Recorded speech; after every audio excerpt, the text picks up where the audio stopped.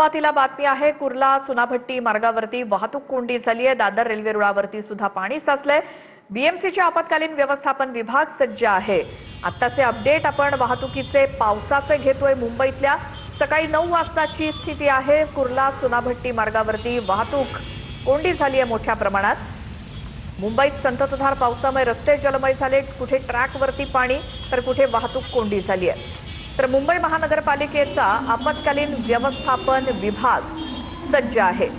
सीसीटीव्हीच्या आणि फोनच्या मदतीने वेगवेगळ्या भागामध्ये लक्ष ठेवलं जातंय, कुठे काय परिस्थिती याचा आढावा घेतला जातोय।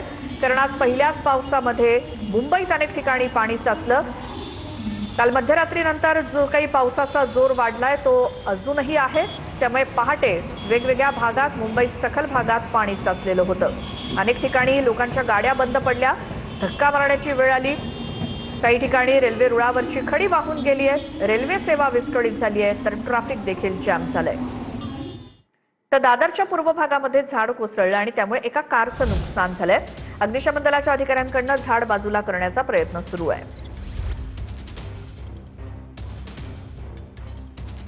रस्ता आहे जो दादर रेल्वे स्टेशनकडे जाणारा रस्ता आहे आणि या रस्त्यावरती एक भलं मोठं झाड हे पडल्याचं पाहायला मिळतंय आणि यामुळे ह्या पूर्ण कारचं मोठ्या प्रमाणात नुकसान झालंय। पूर्ण कार ही चेंदामेंदा झाली आणि एका बाजूची वाहतूक ही पूर्णपणे ठप्प झालेली आहे। संपूर्ण रस्ता हा बंद पडल्याचं आपल्याला पाहायला मिळतंय।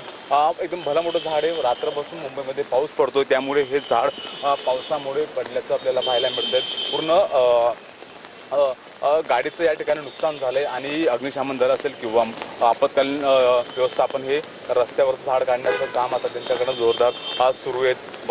आणि रात्रीपासून मुंबईत पाऊस पडतो त्यामुळे अनेक ठिकाणी अशी दुर्घटना घडल्याचं आपल्याला पाहायला मिळतोय आणि ही पहिली दुर्घटना आपल्याला आपल्या प्रेक्षकांना दाखवतो की हे झाड पडलं त्यामुळे कारचं मोठ्या प्रमाणात नुकसान झालंय।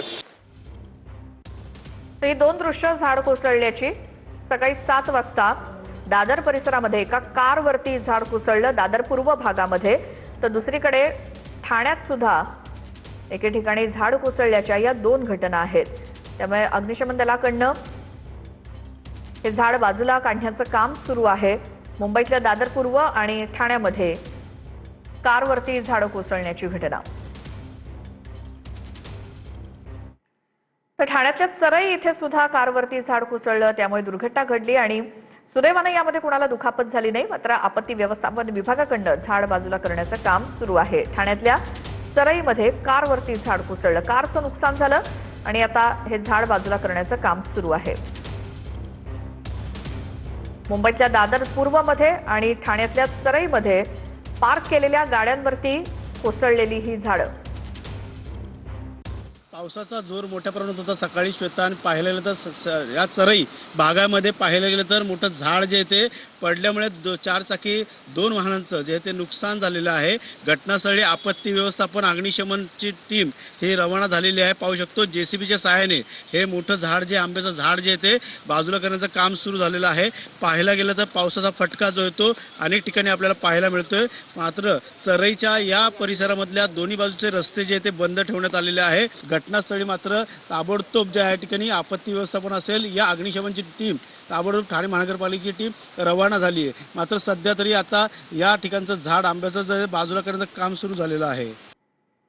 तर ठाणे महानगरपालिकेच्या परिसरात झाड एका हॉटेलवरती कोसळलं। सुदैवाने यामध्ये कोणी जखमी झालेलं नाही। आपत्ती व्यवस्थापन विभागाकडून झाड बाजूला हटवण्याचं काम सुरू आहे। एका हॉटेलवरती कोसळलेलं हे झाड। ठाण्यातल्या मुसळधार पावसाचा परिणाम सकाळी 9 वाजता ठाणे पालिका परिसरामध्ये एका हॉटेलवरती झाड कोसळलं, त्यानंतर हे झाड बाजूला करण्याचं काम सुरू आहे।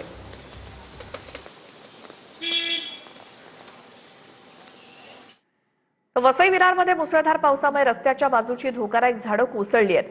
आगाशी, राजोडी, उमराला, दिवाणमान या ठिकाणच्या रस्त्यावरती झाडं पडल्यामुळे वाहतूक कोंडी झाली।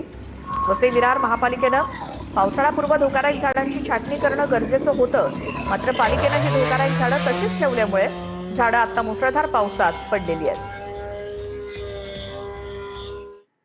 तर वसई पश्चिमच्या शनी मंदिर परिसरात नारळाचं झाड कोसळलंय।